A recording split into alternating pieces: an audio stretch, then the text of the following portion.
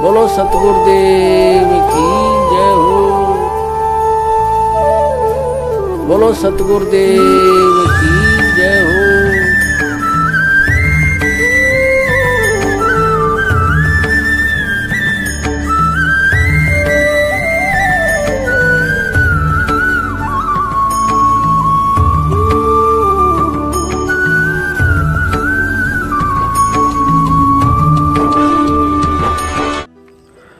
बंदी छोड़ सतगुरु रामपाल जी महाराज जी की जय हो।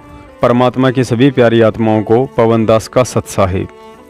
पुण्यात्माओं, पूर्ण परमेश्वर सतगुरु रामपाल जी महाराज जी ने भक्ति के विषय में एक बहुत ही गहरी बात कही है कि आप चाहे लाख जन्म कोशिश कर लो, चाहे लाखों जन्म बर्बाद कर दो, लेकिन आध्यात्मिकता के अनसुलझे रहस्य और सतभक्ति मार्ग पर आप तब तक अटल और अडिग होकर नहीं चल सकते हैं जब तक कि आप सच्चे सतगुरु की शरण में आकर सृष्टि रचना को ना समझ लें। गुरुजी ने सृष्टि रचना को भक्ति की मास्टर की के नाम से संबोधित किया है, अर्थात जिस आत्मा को एक बार सृष्टि रचना सही से समझ में आ गई, उसके बाद एक 80 साल के ग्रामीण अनपढ़ बुजुर्ग व्यक्ति को भी इस दुनिया के सभी धर्म ग्रंथों का इतना और ऐसा ज्ञान हो जाएगा जैसे कि वह बचपन से ही इन ग्रंथों को पढ़ते आ रहा है, भले ही उसने कभी गीता जी या वेदों की शक्ल भी ना देखी हो। यहाँ एक और विशेष बात है जो ध्यान देने योग्य है। सृष्टि रचना भी उसी आत्मा को समझ में आ सकती है जो मजबूत भक्ति संस्कार वाला प्राणी होगा तथा जिसकी आत्मा में वास्तव में परमात्मा प्राप्ति की चाह होगी। अन्यथा जिज्ञासु बनकर ज्ञान ग्रहण करके वक्ता बनने की घटिया सोच वाले चतुर प्राणी को सृष्टि रचना की कहानी तो याद हो सकती है, लेकिन समझ में नहीं आ सकती है, और बिना समझ में आए उसे गुरु, भक्ति और भगवान पर कभी भी विश्वास नहीं हो सकता है। और परमात्मा तो युगों युगों से यही कहते आ रहे हैं कि खोजी हो तो तुरंत मिल जाऊं, एक पल ही की तलाश में, कहे कबीर सुनो भाई साधो, मैं तो हूँ विश्वास में। जिन पुण्यात्माओं को सृष्टि रचना सही से समझ में आ गई, उन्हें इस बात का भी अच्छे से ज्ञान है कि हम जिस लोक में रह रहे हैं वह सतलोक से भिन्न काल लोक है। यहाँ की हर व्यवस्था, या फिर यूँ कह लीजिए कि इस लोक की एड़ी से लेकर चोटी तक, यानी 3 गुण और 5 तत्व पृथ्वी, अग्नि, जल, वायु और आकाश, सभी में काल का ही समावेश है जो कभी भी जीव की मौत का कारण बन सकते हैं। काल लोक से लेकर सतलोक तथा इन समस्त लोकों की प्रमाणित, सटीक और विस्तृत जानकारी परमात्मा कबीर साहिब जी ने सतयुग में सत्सुकृत रूप में आकर, त्रेता में मुनिंदर ऋषि के रूप में आकर, द्वापर में करुणामय ऋषि के रूप में आकर, कलयुग में कबीर नाम से आकर और वर्तमान में संत रामपाल जी महाराज जी के रूप में आकर पूरी दुनिया को दी है। लेकिन कबीर नाम से वह परमात्मा इसलिए अधिक विख्यात होते हैं क्योंकि कबीर उनका वास्तविक नाम है, तथा कलयुग की प्रथम पीढ़ी में अपने वास्तविक नाम कबीर के साथ पृथ्वी पर प्रकट होने का दूसरा मुख्य कारण यह भी होता है कि पाप नाशक परमात्मा के नाम से लेकर उनकी हर क्रिया पाप नाशक होती है। इसलिए यदि कोई भी प्राणी कबीर नाम को गलती से भी अपने मुख से बोल देगा तो उसके कुछ पाप नाश होते हैं। साथ ही गुरुजी ने सृष्टि रचना में यह भी समझाया कि काल भगवान कोई आलू, टमाटर, काजू, किशमिश, सेव, संतरे और 56 प्रकार की मिठाइयाँ तो खाता नहीं है, वह तो हमारे स्थूल शरीर त्यागने के बाद सूक्ष्म शरीर के अंदर जमा 5 विकारों से उत्पन्न गंध को खाता है। पुण्यात्माओं, अब आगे इस वीडियो के एक एक पॉइंट को बहुत गहराई से समझने की कोशिश करना, क्योंकि आज यह परमात्मा का कुत्ता पवनदास नकली काल पंथों की भेंट चढ़कर अपनी मूर्खता के चलते बलि के बकरे बनने जा रहे अपने उन सभी भगत भाई बहनों को जो बात समझाना चाहता है, अभी तक तो केवल उसकी भूमिका ही बनी है। तो पुण्यात्माओं, विचार करो, जो काल भगवान अन्न आहार ना करके हमें खाता हो, भला फिर वह कैसे इतनी आसानी से अपने भोजन अर्थात हम जीव आत्माओं को परमात्मा का तत्वज्ञान समझने देगा। आज चौथा युग कलयुग है और इसी युग के लिए उसने स्वयं तवत्शिला पर परमात्मा से वचन लिया था कि परमात्मा 3 युगों तक आप सतलोक में कम ही जीव लेकर जाना, और जब चौथा युग कलयुग आए तब आप जितने मर्जी जीव ले जाना, मैं आपको कुछ नहीं कहूँगा। तो सोई हुई आत्माओं, आंखें खोलो, हम चौथे युग कलयुग में जी रहे हैं। आज काल भगवान की हमारे ऊपर चौतरफा नज़र है। अब वो चद्दर ओढ़कर सोने वाला नहीं है। आज वह परमात्मा के सतमार्ग में रोड़ा और सतज्ञान में मिलावट करने के लिए साम दाम दंड भेद से परे कोई भी नीच से नीच और घटिया से घटिया स्तर अपना सकता है, और दोनों स्तर आज उसने अपना लिए हैं। सतमार्ग में तो स्वयं गुरु गद्दार सतलोक आश्रम मैनेजमेंट हरियाणा रोड़ा बना हुआ है, और सतज्ञान में मिलावट और उनकी वाणियों में हेराफेरी के माध्यम से अटवट करके जीवों को भ्रमित करने का ठेका नकली पंथों के हाथों में सौंप रखा है। कुछ पंथों पहले से ही अपनी उस सेवा को तनमन से करते आ रहे हैं, लेकिन हाल ही मदन पंथ नाम से एक और संस्था है जो काल प्रेरणा से इस सेवा में जुट गई है। आज आप लोग देख रहे हैं कि लोगों की मानसिकता को पढ़कर उनकी जेब हल्की करने के लिए ऑटो सेक्टर में हर महीने नई नई गाड़ियां लॉन्च हो रही हैं और कहा जाता है कि मारुति का न्यू मॉडल, टाटा का न्यू मॉडल। कहने का मतलब है उन गाड़ियों के थोबड़े के अलावा कुछ भी नया नहीं होता है। टायर, चेचस, इंजन सब वही होता है, बस बाहर से उनके लोहे के पत्रों को ऊंचा नीचा टेढ़ा मेढ़ा करके न्यू मॉडल और लेटेस्ट डिज़ाइन के नाम से जनता के सामने पेश कर दिया जाता है और भोली जनता उस कंपनी की मानसिकता और सत्यता को न पहचान कर खुश होती रहती है कि वाह क्या डिज़ाइन है, क्या कलर है, हेडलाइट कितनी मस्त है। लेकिन आपने किसी भी व्यक्ति को यह कहते नहीं सुना होगा कि वाह इसका इंजन कितना मस्त है। पुण्यात्माओं, कहने का मतलब है यह मदन पंथ भी उन्हीं काल पंथों का एक हिस्सा है। बस फर्क इतना है कि काल ने भक्ति मार्ग में जीवों को भ्रमित करने और भटकाने के लिए इसे उन गाड़ियों की तरह एक नए मॉडल और लेटेस्ट पंथ के रूप में लॉन्च किया है। मदन पंथ का इंजन अर्थात ज्ञान और भक्ति क्रिया ठीक वही है जो काल के अन्य पंथों की है, अर्थात नकली पंथों की तरह वही ढोलक पेटी वाले सत्संग, राधा स्वामी की तरह ना ही कोई आरती और ज्योति। सृष्टि रचना का तो इन्होंने खंडन कर ही दिया है कि सतलोक जैसी कोई जगह है ही नहीं। ये कहते हैं कि कबीर साहिब जी ने सतलोक की झूठी रचना धर्मदास जी की मूर्ति पूजा से आस्था हटाने के लिए सुनाई थी, मतलब भक्ति मुक्ति के दाता कबीर जी को ही झूठा घोषित कर दिया। इस मदन पंथ के फाउंडर वैराग्य साहिब के सत्संग यदि आपको समझ में आ जाएं तो हमें भी बताने की कोशिश करना। कहने का मतलब है इस मदन पंथ में जाना तो ऐसा है जैसे किसी रिश्तेदार की मौत के बाद वहां बैठक में जाते हैं। जाते ही दोनों तरफ से एक बार तो राम राम जरूर होती है, बाकी 10 मिनट में औरतों का रोना धोना समाप्त होते ही अपनी अपनी गाड़ी से वापस घर को आ जाओ। यकीन नहीं है तो इस पंथ के मुख्य प्रधान गुरु के सत्संग सुन लीजिए।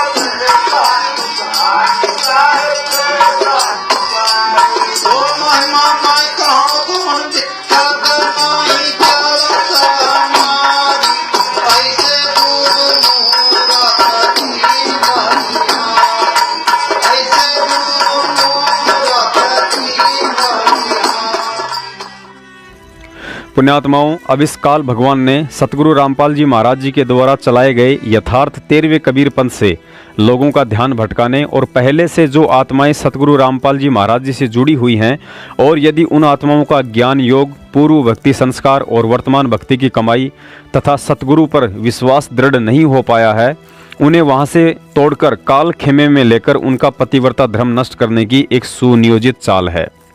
शायद आपने कभी विचार नहीं किया होगा, भारतवर्ष में सैकड़ों की संख्या में कबीर पंथ और लगभग 20 करोड़ के आसपास कबीर पंथी हैं। इसके अलावा भी राधा स्वामी, जय गुरुदेव, धन सतगुरु, निरंकारी, ब्रह्म कुमारी आदि आदि अनेकों सुप्रसिद्ध पंथ हैं। लेकिन इन काल प्रेरित मदन पंथियों को संत रामपाल जी महाराज जी के भक्तों के मोक्ष की ही इतनी चिंता क्यों है? क्यों इसी पंथ की आत्माओं को तोड़ने की दिन रात भरकस कोशिश करते रहते हैं?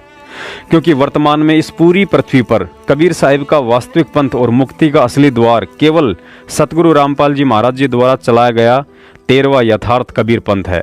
यहाँ के अलावा वह वास्तविक तत्वज्ञान, समाधान, मंत्र और 5 यज्ञ ना ही तो दुनिया के किसी पंथ में है और ना ही सतगुरु रामपाल जी महाराज जी के अलावा यह भक्ति दान करने का कोई अधिकारी है, जो अधिकार आज से 650 साल पहले स्वयं कबीर साहिब जी के पास था। दूसरे पंथों में भक्ति पर लगी हुई आत्माओं को यह मदन पंथ इसलिए नहीं छेड़ता है क्योंकि वे सभी पंथ पहले से ही काल की परिधि में हैं। काल को चिंता केवल सतगुरु रामपाल जी महाराज जी से जुड़ी हुई आत्माओं को लेकर है कि इन्हें किस विधि और छलबल से सतभक्ति और मोक्ष मार्ग से अलग किया जा सकता है।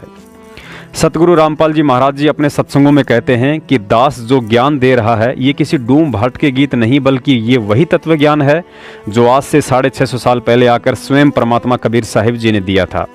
यदि मुझ दास का दिया हुआ होता तो 100 त्रुटियां मिल सकती हैं, लेकिन परमात्मा का ज्ञान है। दास केवल एक स्पीकर बनकर आप पुण्यात्माओं तक पहुंचाने के लिए उस परमपिता की नौकरी कर रहा है। पुण्यात्माओं, यहाँ आपको एक छोटा सा कंसेप्ट और क्लियर करना पड़ेगा। ये नकली मदन पंथी भोली आत्माओं का चतुराई से दिल जीतने के लिए सतगुरु रामपाल जी महाराज जी की स्वार्थवश हल्की सी प्रशंसा करते हुए कहते हैं कि संत रामपाल जी महाराज जी का बहुत बड़ा योगदान है कि उन्होंने दुनिया में कबीर जी को परमात्मा सिद्ध किया है। लेकिन संत रामपाल जी महाराज जी के पास मूल ज्ञान नहीं है, जो केवल मदन पंथ में है। अब ज्ञान ना हो पाने के कारण यह अटपट सुनकर भोली आत्माएं थोड़ी विचलित हो जाती हैं, लेकिन खुद इन कालदूत मदन पंथियों को ही नहीं पता है कि मूल ज्ञान किसे कहते हैं। पुण्यात्माओं, गुरुजी ने बताया कि विज्ञान शब्द का मूल अर्थ भी तत्व ज्ञान ही होता है, क्योंकि विज्ञान का मतलब होता है विशेष ज्ञान, और विशेष ज्ञान केवल तत्व ज्ञान ही होता है। मूल ज्ञान शब्द का मूल अर्थ भी तत्व ज्ञान होता है, क्योंकि मूल ज्ञान का मतलब होता है मुख्य ज्ञान, और वह मुख्य ज्ञान तत्व ज्ञान ही है। सुनिए गुरुजी के मुख कमल से। परमात्मा इस तत्व ज्ञान को देने के लिए स्वयं ही इस धरातल पर आते हैं और अपनी अच्छी आत्माओं को मिलते हैं, उनको तत्व ज्ञान से परिचित कराते हैं। तो यहाँ अब ये कलयुग का जो समय आ गया है, ये पीक टाइम है, ये प्राइम टाइम है, या बिचली पीटी है। और परमात्मा ने कहा था, धर्मदास मेरी लाख दुहाई, ये सार शब्द की तबार ना जाई। सार शब्द एक तो मूल ज्ञान है। ये मूल ज्ञान जो दास आपको बता रहा है, ये तत्व ज्ञान है दिया हुआ कबीर भगवान का। दास तो एक है टेप रिकॉर्डर, और उसका भेजा हुआ दास है, उसका कुत्ता है। आप उसके बच्चे हो, आप धनी हो, आप धनियों की हानि हो रही है, चोर लगे हुए हैं, क्योंकि आप सत भक्ति ना करके नकलियां का फंसे हुए हो। इसलिए आपको भौंक भौंक कर जगा रहा है कि संभलो, जागो, तुम्हारी चोरी हो रही है, तुम्हारा अनमोल धन नष्ट हो रहा है। अब जो पुण्यात्मा होते हैं वो कुत्ते की आवाज को सुनकर धनी होते हैं, वो अवश्य जागते हैं। निर्धन तो पड़ा रहेगा, उसने सोचा 2 थाली पड़ी है, ठा ले जाएगा, को उठाओगा तो सोवन ठाटते। और जो धनी होते हैं वो अवश्य फड़कते हैं, यानी जो पुण्यकर्मी प्राणी है वो कहीं भी नकलियों के फंसे हैं, वो अवश्य फड़क रहे हैं इस दास की आवाज को सुनकर, क्योंकि ये सत्य पर आधारित है। वो केवल निराधार कथाएं सुना रहे हैं, वो दूसरे नकली पंथ और संत। तो पुण्यात्माओं, अब वो समय आ गया है। परमात्मा ने 600 वर्ष पहले कहा था कि एक समय आएगा धर्मदास, पूरे विश्व में मेरा ही ज्ञान रहेगा और पूरे मेरे बच्चे मेरे को पहचानेंगे और मेरी शरण में आवेंगे, सतनाम का नाम लेकर के सतलोक जाएंगे। वो 2 अक्षर का मंत्र है सतनाम। इस सतनाम को देने का इस विश्व में कोई अधिकारी नहीं है पुण्यात्माओं, इस दास के अतिरिक्त। यह अभिमान ना समझना, ये तत्व ज्ञान समझना, यानी सच्चा ज्ञान समझना। पुण्यात्माओं, इस काल की पुरानी बैलगाड़ी के लेटेस्ट मॉडल मदन पंथ के प्रवक्ता नितिन रायजादा को जब कहीं से भी सतगुरु रामपाल जी महाराज जी के सत्संगों और प्रमाणित ज्ञान में सुई की नोक रखने जितनी भी कोई कमी नजर नहीं आई, तो अपनी इज्जत रक्षा के लिए कुत्ते को डोगी कहकर बोलना शुरू कर दिया।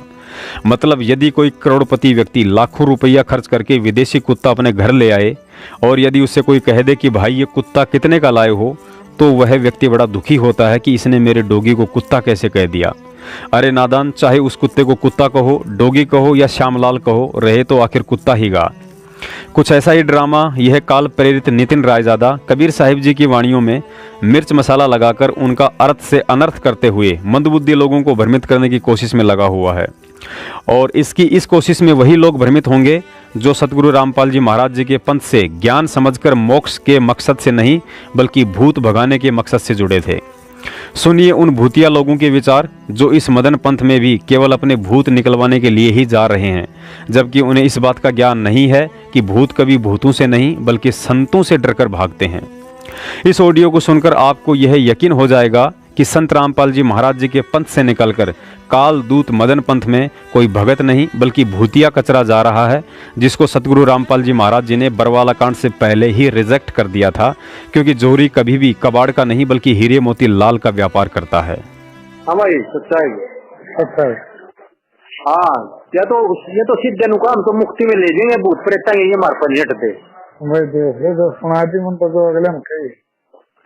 मुक्ति ये मुक्ति फलाना चल रहा, सतलोक में जाना है तो बाद की बात है। ये कही है जो कवि साहब का मार्ग है वो संसारी की इच्छा को पूरी नहीं करने के लिए नाम जोड़ा जाता उसके साथ है, और संसारिक इच्छा अपने आप ही पूरी हो जाती है जब साधक मुक्ति के लिए नाम लेता है। अरे मुक्ति के लिए तो ले रहे हैं शमशेर, इतने दिन हो लिए लागे थे। और क्या उड़ा बताओ व्याकरण का तो ले रहे हाँ नूता वो ना बात आराम हो जाना चाहिए मेरे ख्याल में। तो भाई देख लो कितने यहाँ जो ये मीटिंग है ये सच्ची दवाई मिल जाएगी तो आराम अपने आप हो जाएगा यार। और समझे मैं तो उनको कबीर साहब की शक्ति है और वो जो शक्ति जाओगी तो अपने आप नहीं हट जाएंगे, चीज जाएंगे अपने आप हट जाएंगे बस बिल्कुल। वैसे फिर जिस दौर शक्ति कबीर साहब की शक्ति होगी ना उसके साथ जावेगी नहीं सोचता यू। हाँ बिल्कुल वैसे इसका मतलब सच्चा नहीं है कहीं भी, जब ये जा रहा है तो गिर जा दूर। हाँ हाँ बिल्कुल जब ये भीतर बढ़ रहा है वो अपनी तरफ से सत्य मन से जुड़ो तुम जाके और आराम हो जाना चाहिए मेरे ख्याल में। यार हम तो समझा नहीं झूठे मन से जुड़ रहे यार, किसी गए हैं हम लोग सामने के रहा है कोई 1000-2000 रुपये किसी 2 रुपये हाथ छोटे हैं लिए थोड़ा किसी पे। प्रदीप जब महाराज जी तो बात चल रही थी ना, महाराज जी ने एक बात कही थी भाई सबका नाम कबीर का मिल जाएगा ना तो भूत प्रेत नहीं रह सकते, तो तुम मुझे भाई समझ जाना चाहिए था और क्या। और इतना है उनकी बोला तो था आपसे बात चल रही थी नहीं समझ गया मैं तो फिर कहना कति समझवा दिया उसको कि वो कति हाथ खड़े कर गया, बोला ना यहाँ तो लेना ही नहीं। लेना क्यों नहीं, वो तो कहने लग रहा है गंगानगर आ जाओ भाई 9 बजे।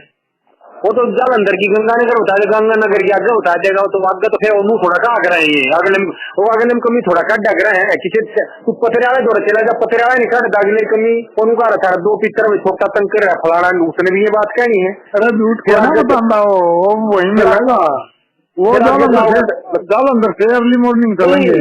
उसने क्या तो दिया वो नाम में कौन धंधा है इससे तो गुरु नाम में नहीं धंधा है वो न्यू को है भाई। शुरू में ये 4 शब्द ये बोला बहुत परेशान जिक्र करेंगे जी हमने उसके ठीक करने का कर लेना है तो महाराज जी नाम देने से मना कर देंगे। तो ताप की बात करेगा पहले तो उसका ताप ठीक उतरेगा जब तो क्या ही बात करेगा वो मैंने थोड़ा कह दूंगा मैंने मुझे स्टेट राज्य दंड है मेरे ताप से मैं ताप की बात करूंगा शमशेर। यदि तूड़ी की जरूरत है तो यार क्यों बोल दो आपको आ जाएगी तूड़ी तो तूड़ी की तो इच्छा भी ना रखो तो इच्छा क्यों रखते अगले तो तूड़ी की इच्छा नहीं होता इस तरह से कम हो रहा हो वो तो ऑटोमेटिक मेरे लिए है वह तो नहीं मिलती ना रोड़ा यूं है तो मिलने का हो रहा है और क्या देखो भरोसा करो देखो भक्ति होगी तो यहाँ जरूर हो जाएगा। ये तो यूँ पूछो भाई आप भाई मेरे में तो कमी है नहीं मैंने तो बता दिया उससे यह एक बात थी मेरे अंदर कोई कमी नहीं है ये तो ऐसा बताओ ना ऐसा करो फिर इनमें कमी है ले हाँ बस ठीक है ना हाँ हमने वो पहले उड़ा हाथ जोड़ के परमात्मा ठीक सब मेरे पे को ना होता ये तो बतेरे हाथ जोड़ के देख लिया मैंने भी। हाँ सही बात ये तो हमने तो हाथ जोड़ के तो देख तो लिया बतेरे भाई ना कोई मेरे पे गलती हो गई है ये है फलाना है नाम रामपाल का तो कहना ही नहीं पड़ा भाई नाम खंडित हो गया किसी ठीक ही नहीं हुआ तो वो हमारे गलती हो गई ये झूठा खाया गया फलाना की गलती होगी बस लिखा पड़ा हुआ किसी और क्या बताइए तो कर लिए मैंने बतेरे ये काम तो ये तो मैं तो कहना पड़ा भाई मेरे में कोई कमी तेरे में हो तो तू बता मैंने तो यह बात कहनी पड़ा भाई और बतेरा वो कह रहा बतेरी वो कर ली तो मैं मुर्गी अपनी जान से चली जा मियाँ जी स्वाद आओ चाहे ना हो चलो ला तो इससे बात कर मन सर करवा भाई। हाँ भी सत्ता है हाँ सत्ता यार महाराज जी से बात चल रही थी ना जब भी एक बात कही थी वह कबीर का जहाँ सत्ता नाम में लगा ना भाई वहाँ आराम हो जाएगा। तो ये तो इसकी परख भी हो जाएगी भाई सत्ता नाम इनके पास है किसके पास है।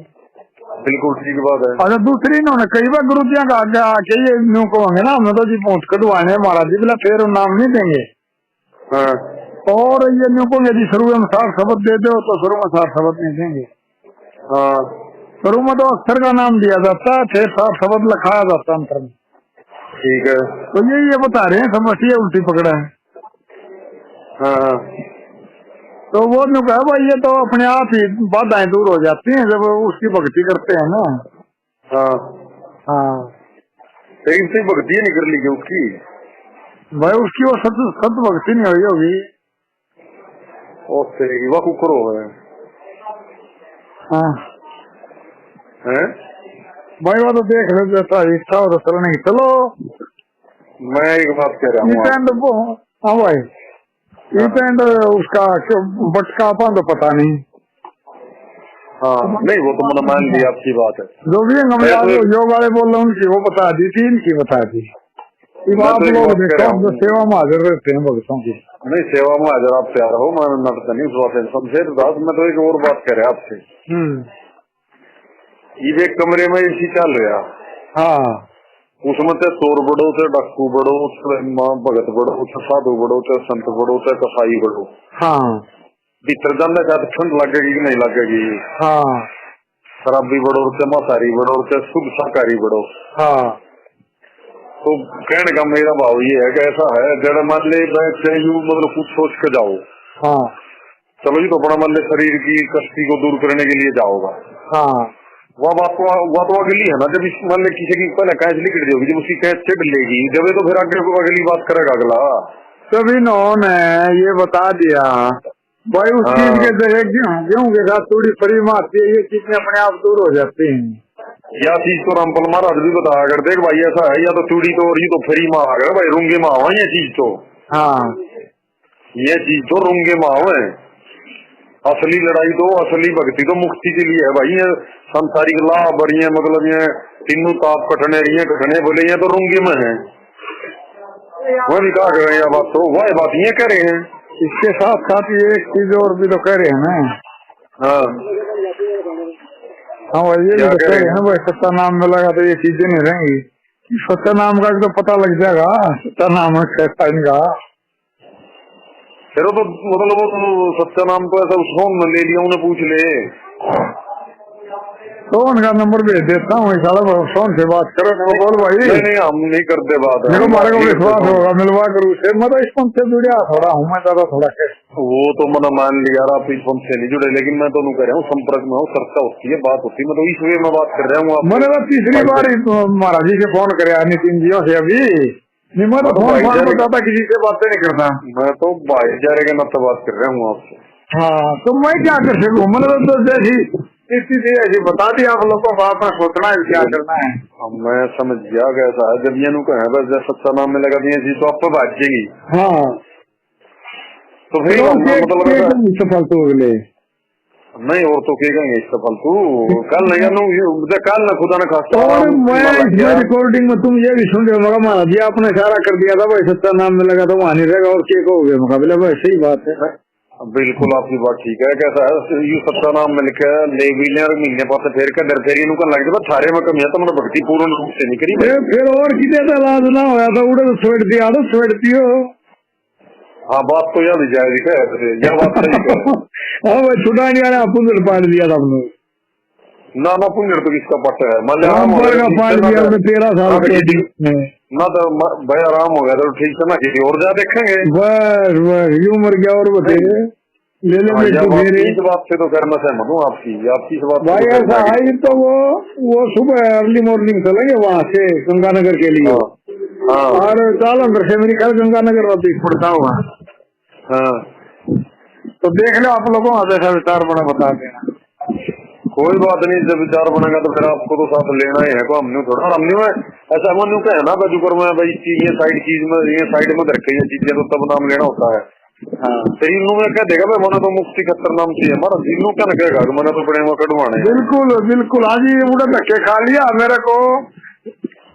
जो संसारिक सुख चाहिए थे या परमात्मा की प्राप्ति उसकी कोई झलक दिखाई नहीं दी। सीधी बोल देगा तो मुझे आ जाएंगी। हाँ ना संसारिक सुखों की झलक है ना परमात्मा मिलने की झलक है। बात तो यही ना। और बड़े दयाल सुनते हैं वो मेरे को देखे ना डेरा बस्ती में इनके जो गुरु जी हैं नितिन जी के बहुत वहाँ पर काम करते हैं आश्रम में। मतलब बड़े दयालु संत हैं। दयालु के उड़े के उन्हें पूछे जी आड़ेगा मैं कौन है। अच्छा अच्छा हमने कौन है। चलो कोई नहीं चीजों मैं करता हूँ बात। हाँ भाई ठीक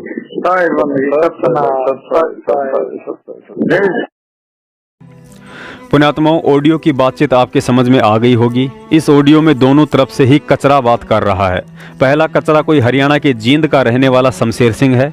इसकी जीवनी पर भी थोड़ा सा प्रकाश डाल देते हैं। ये व्यक्ति बेहद भ्रमित प्रवृत्ति का है। हरियाणा के स्टेट कोऑर्डिनेटर अमन गोदारा के भाणजे का ससुर है। पहले काफ़ी वर्षों तक राधा स्वामी पंथ में रहा। राधा स्वामी पंथ से फिर सतगुरु रामपाल जी महाराज जी की शरण में आया।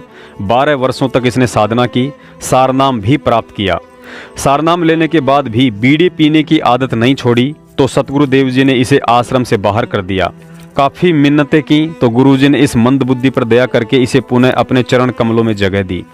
लेकिन बरवाला कांड के बाद काल एजेंट सतलोक आश्रम मैनेजमेंट की भक्ति विरुद्ध हरकतों के कारण इसने अपनी बुद्धि दोष के चलते सतगुरु रामपाल जी महाराज जी में दोष देखना शुरू कर दिया और काल प्रेरणा से धीरे धीरे उनसे अलग हो गया और अब उनकी बुराइयां करने लगा। कुछ समय यूं ही भटकता रहा। फिर इसकी मुलाकात हरियाणा के एक व्यक्ति R.K. भूरिया जी से हुई, जो वर्तमान में हैदराबाद शहर में रहते हैं, जो विहंगम योग संस्था से जुड़े हुए हैं। जब शमशेर ने भूरिया जी से विहंगम योग के विषय में कुछ अच्छा सुना तो भाई साहब ने अपनी पोटली उठाकर विहंगम योग में दाखिला ले लिया। साल भर ही हुई थी कि किसी ने शमशेर को अब मदन पंथ के बारे में बताया कि मदन पंथ अच्छा पंथ है, तो भाई साहब अब अपनी पोटली उठाकर मदन पंथ में जाने की तैयारी में है। मदन पंथ के बाद अब आगे किस पंथ में जाएगा, या मदन पंथ वाले इसे खुद ही महंत बनाकर जींद हरियाणा में अपने एजेंट के रूप में बैठा देंगे, इसकी जानकारी भी आपको साल भर में मिल ही जाएगी। काम धंधे की बात करें तो शमशेर सिंह जींद के किसी भूतपूर्व मंत्री की कोठी पर एक ऑफिस लेकर बैठते हैं, जहां से 12वीं पास लड़के लड़कियों को कुछ कमीशन लेकर प्राइवेट बैंक में नौकरियां दिलवाते हैं। पुण्यात्माओं, ऊपर की या 2 नंबर की कमाई की बात करें तो शमशेर सिंह जी 2 नंबर के पैसों को किसी ट्रस्ट के माध्यम से मोटा कमीशन लेकर 1 नंबर में तब्दील करवाते हैं। मुझदास को भी इसने काफ़ी लोभ लालच देने की कोशिश की और कहा कि जयपुर से कोई ऐसी मोटी पार्टी पकड़ो जिसके पास 2-3 करोड़ 2 नंबर का पैसा हो, उसका पैसा व्हाइट मनी में तब्दील कर देंगे और आपको भी 50-55 लाख रुपए मिल जाएंगे। मैनेजमेंट का पीछा छोड़ो और अपने बच्चों पर ध्यान दो। आड़ोसी पाड़ोसी या रिश्तेदारों की बात करें तो लोग इन्हें क्रेक समझते हैं। क्रेक का मतलब हरियाणा में हाफ माइंड व्यक्ति को कहते हैं, देसी भाषा में आधा पागल इंसान भी कह देते हैं। शकल से आपको लग भी रहा होगा। कहने का मतलब है इस ऑडियो में सामने वाले को स्वयं कह रहा है कि यदि मदन पंथ में आपके भूत नहीं भागते हैं तो किसी और पंथ में चले जाना, और इसी बहाने इस मदन पंथ की भी पहचान हो जाएगी। अर्थात यदि आपके भूत भाग गए तो समझो मदन पंथ का नाम सच्चा है, और यदि नहीं भागे तो मदन पंथ भी नकली है। पुण्यात्माओं, अब आपके समझ में आ गया होगा कि लोग इसे क्रेक क्यों कहते हैं। कबीर साहिब जी ने संत की पहचान ज्ञान से करना बताई है, भूत भगाने से नहीं। बीच में शमशेर सिंह को दास एक सलाह दे देता है कि भाई शमशेर सिंह, दाढ़ी बढ़ा लेने से इंसान का ज्ञान योग नहीं बढ़ जाता है। मदन पंथ खुद भूत है तो भला इस भाई का भूत कहाँ से निकाल देंगे। हाँ, साल भर में इनका मूत जरूर निकाल देंगे, क्योंकि भूत कभी भूतों से नहीं बल्कि संतों से डरकर भागते हैं। चाहते तो इनका भूत सतगुरु रामपाल जी महाराज जी की शरण में आने से भी निकल सकता था, लेकिन यह भक्ति ज्ञान को समझकर मोक्ष करवाने की है। अतः उस अंतर्यामी सतगुरु को पहले से ही पता था कि इनका मकसद केवल अपने भूत निकलवाने का ही है, भक्ति करने का नहीं है। सच्चे संत की शरण में आने से पहले छल बल को त्यागना होता है, फिर उसके भूत ही नहीं बल्कि उनके पितरों को भी परमात्मा मानव जन्म देकर अपनी शरण में लेकर मोक्ष कर देता है। मैं मदन पंथियों से निवेदन करता हूं कि कचरे का एक और कण आपकी संस्था में आने की सोच रहा है, अपने गंदे तालाब में इसे अवश्य जगह देना, वरना बाहर रहेगा तो बदबू मारता ही रहेगा। इसके अलावा यह भ्रमित व्यक्ति कबीर सागर के पेज नंबर 123 से एक वाणी उठाकर उसे जबरन ईर्ष्यावश सतगुरु रामपाल जी महाराज जी पर फिट करने की कोशिश कर रहा है और कहता है कि संत रामपाल जी महाराज जी तो हंस मुनि की आत्मा है।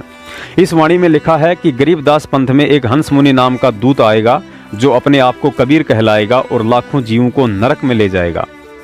पुण्यात्माओं, जिस मंदबुद्धि प्राणी शमशेर सिंह को 12 साल से कबीर की शरण में रहते हुए कबीर समझ में नहीं आया, उसे कबीर सागर कैसे समझ में आ सकता है। पहली बात तो ये कि सतगुरु रामपाल जी महाराज जी ने कभी नहीं कहा कि मैं कबीर हूँ या मुझे कबीर कहो या मैं कबीर का अवतार हूँ। उन्होंने सदा अपने आप को कबीर का दास, गुलाम, नौकर आदि कहकर संबोधित किया है। ये तो इस तत्व ज्ञान को समझकर हम भक्तों ने उन्हें पहचाना है कि वर्तमान में कबीर साहिब जी सतगुरु रामपाल जी महाराज जी के रूप में आए हुए हैं। स्वयं कबीर साहिब जी का विधान है कि गुरु गोविंद कर जानियो रहिए शब्द समाए, मिले तो दंडवत बंदगी नहीं पल पल ध्यान लगाए। पुण्यात्माओं, गुरु जी ने कुंज पक्षी के विषय में बताया कि कुंज एक ऐसा पक्षी है जो समुद्री तट पर अंडे देकर अपने झुंड के साथ भोजन की तलाश में हजारों किलोमीटर दूर दूसरे देश के लिए उड़ान भर देता है और अपनी विशेष कसक के साथ अपने अंडों को ध्यान में रखते हुए उन्हें सेता रहता है।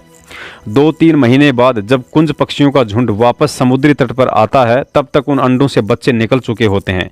फिर भी वह कुंज पक्षी अपनी उस कसक के द्वारा उन हजारों बच्चों के झुंड से अपने अपने बच्चों को तुरंत पहचान लेते हैं। तो भाई शमशेर सिंह जींद वाले, हम उस कुंज संत सतगुरु रामपाल जी महाराज जी के बच्चे हैं। जब 650 साल के लंबे अंतराल के बाद वे हमें नहीं भूले तो भला हम उन्हें कैसे पहचानने में गलती कर सकते हैं। और कभी सतलोक में बैठकर तो कभी हिसार जेल में बैठकर वे अपने बच्चों की ऐसे ही परवरिश करते हैं जैसे कुंज अपने अंडों की। सुवटा खाली रह गया, सुवटा कहते तोते को, पार पहुंचा नाही, ऐसे राम राम प्राणी कहे वो जम की नगरी जाही। जिसके अंदर कसक नेहरू पर तो मंत्र जाप करते हैं, कहते हैं वो सूट तोते की तरह रटला रहे हैं। सुवटा पढ़े सुभान गति, अंदर नहीं उचारे, कुंज कुरल अंडपोख हैं ये कोस 100 हजारे।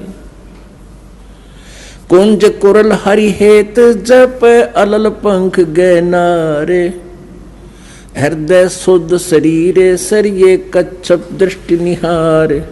कितना अच्छा ज्ञान दिया, कितना एक सटीक उदाहरण दिया परमात्मा ने, एग्जाम्पल दिया है कि सुआ पढ़े सुभान गति, स्वाभाविक पढ़ रहा है तोता तो, अंदर नहीं उचारे, और कुंज कुरल अंडपोख हैं ये कोस 100 हजारे।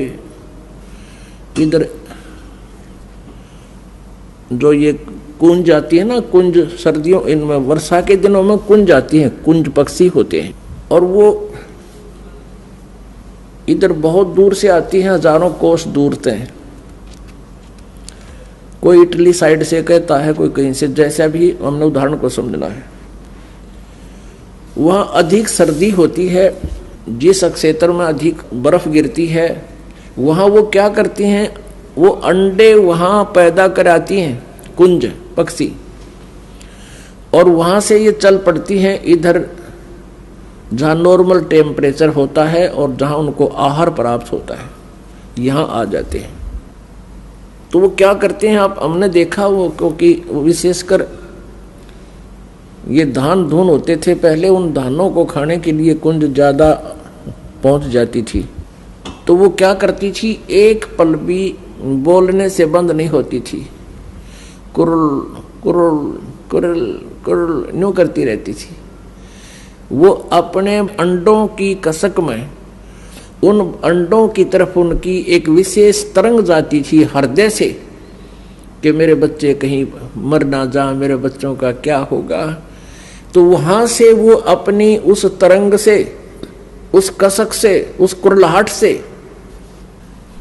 और वहां हजारों कोस दूर यानी 2-3 हजार किलोमीटर दूर बैठी भी उन अंडों को वो पोष रही थी, पोख रही थी। जैसे एक तो पक्षी अंडों के ऊपर बैठकर उनको पोषण करता है, जैसे ये कबूतर है, कौवे हैं, इस तरह के पक्षी, और वो वहां से अपने अंदर की तरंग से, कसक से, कुरलाहट से, किलबिलाहट से उन 1000 कोस दूर अंडों को पोषण पहुंचा रही है उस कसक से, और उनके अंडे वे फिर बच्चे बन जाते हैं। जब वो वापस जाती हैं अपने उस कसक की तरंग की सेटिंग तय, अपने अपने बच्चों के पास वो ऑटोमेटिकली मिल जाती है, वो भूल नहीं करती।